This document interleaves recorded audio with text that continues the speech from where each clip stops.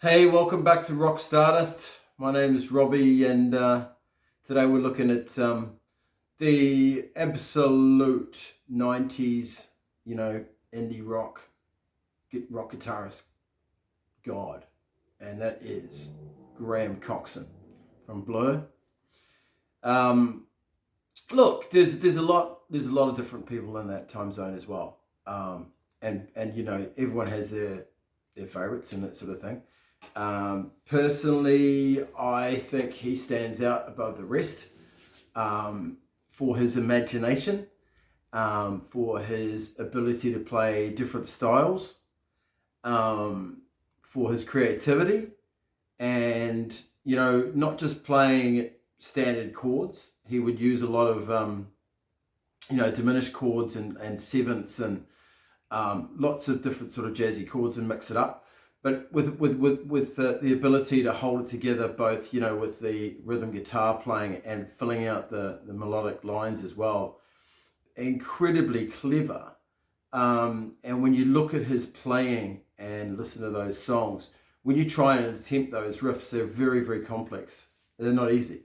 So he had a really tough time, as he says, performing live and just relaxing because he had so much to do. You know what I mean? And a lot of effect pedals as well. He was using, flanger, fuzz, a rat pedal, tremolo, compression sustainer, and a bunch of others. Obviously a digital delay, but there were some others used as well to get the right sounds and that sort of thing. So he was always sort of stomping his foot on the box and playing these riffs and doing backing vocals. So no, definitely outstanding guitar player. So Graham was born in Germany, of all places, actually, March 1969, and raised in England. And obviously went to school in Essex. By the age of 12, he could actually play, believe it or not, drums, flute, sax, and guitar. So he obviously a real natural musician. And with those learnings of those other instruments too, that's obviously, it gives him a breadth in his playing in terms of the type of sounds he's looking for and colours, like a painter, which he is as well, that tapestry. So he played in some school bands at high school. The Aftermath, there was a one of the names was Hazel Dean and the Carp Eaters from Hell. That's pretty high case. Obviously, they're moving on to Seymour, which he formed with Damon Albarn, and they brought in, Dave Rowntree and Alex James, and they, as Seymour, he sent a demo tape to Food Records. They decided to sign them and said, look, just got to change your name. So they came up with Blur, which was very much a reflection on their state of minds at the time, because they were doing a lot of drinking and partying. So started out with the album Leisure in 1991. Some of the highlights for me of Graham's playing on that is She's So High, super impressive. Even a little bit Stoned Rosie influence there early on. But they were pretty young, and There's No Other Way. I really dig that as well. So Leisure was quite cool album for a debut, but they were still finding their way and finding their sound. Modern Life Is Rubbish came out in 93, and that was like a trilogy of quintessential English influenced albums with that sort of Kinks influence.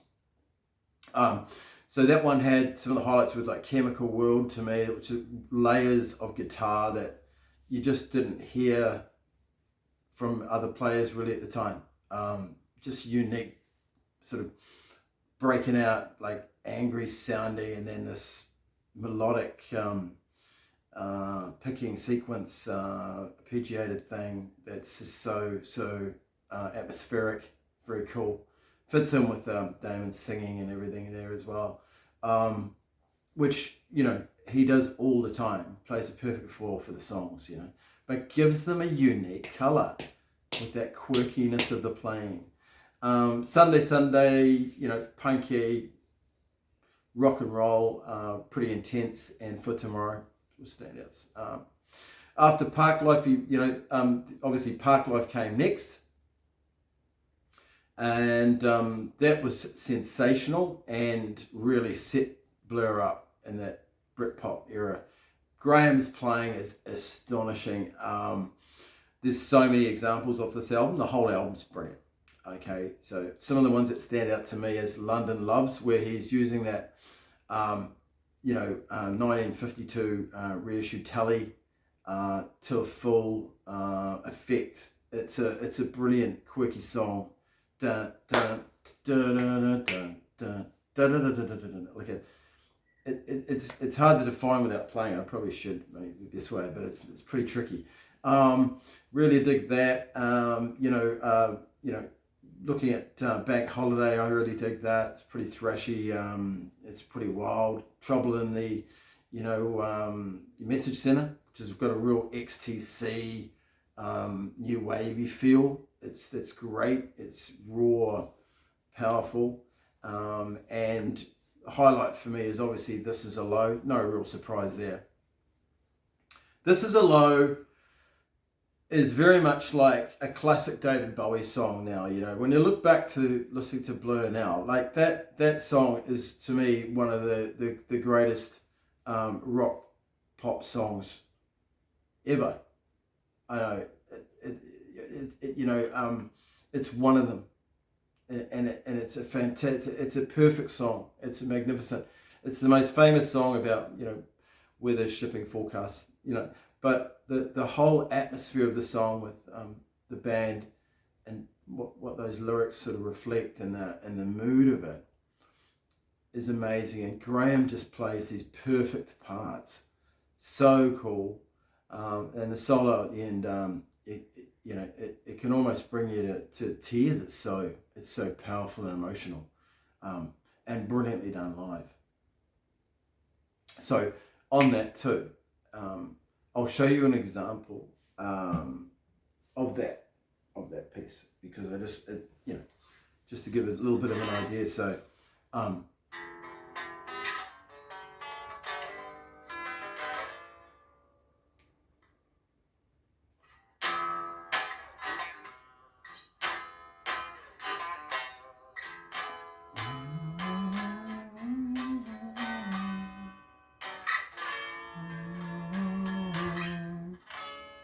just that.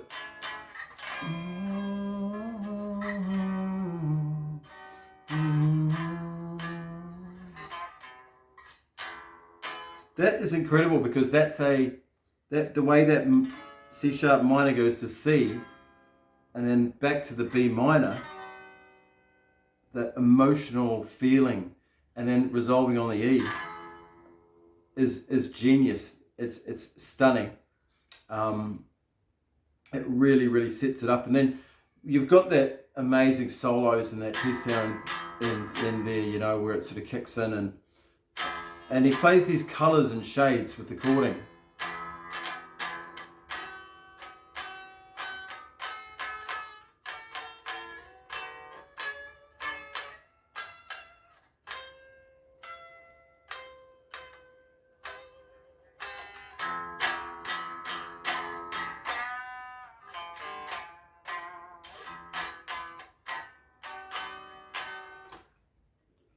Can't tell you how much that amazes me. It blows me away.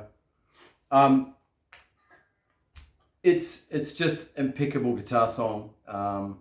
It's right up there in my opinion as one of the great guitar pieces, of the 90s, but not just the 90s, of popular rock and roll. And he really set that band apart.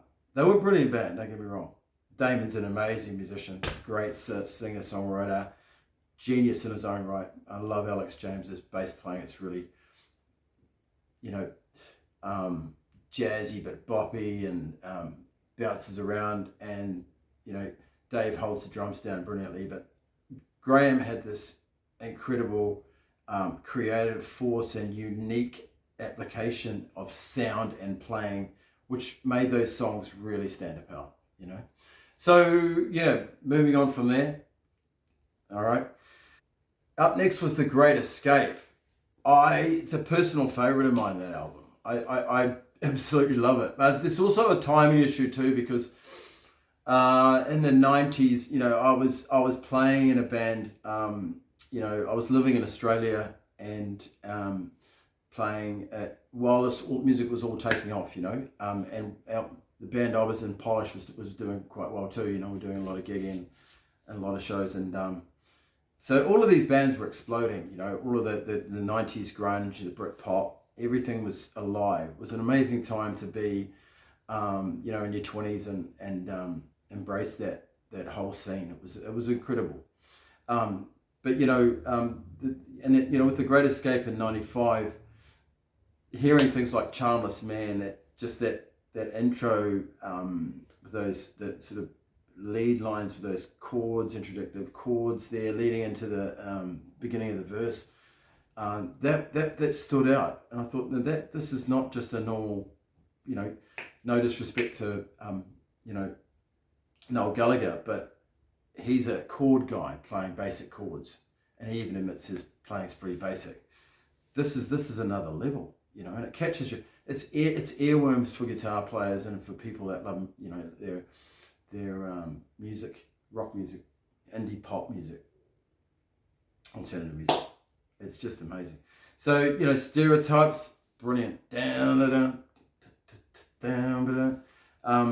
It Could Be You, really dig that. And I really like his playing on Mr. Robinson's Quando. It's a bizarre song. But it goes through these different elements, and there's almost ska elements creeping in, and different grooves that he's playing, and chordal riffy parts that just come out of nowhere. So it's a Mr. Robinson's Quando. I like it. So then the next album after that was Blur, self-titled, which was their big USA success, 1997. Obviously Beetle Bum is a genius, brilliant piece of playing.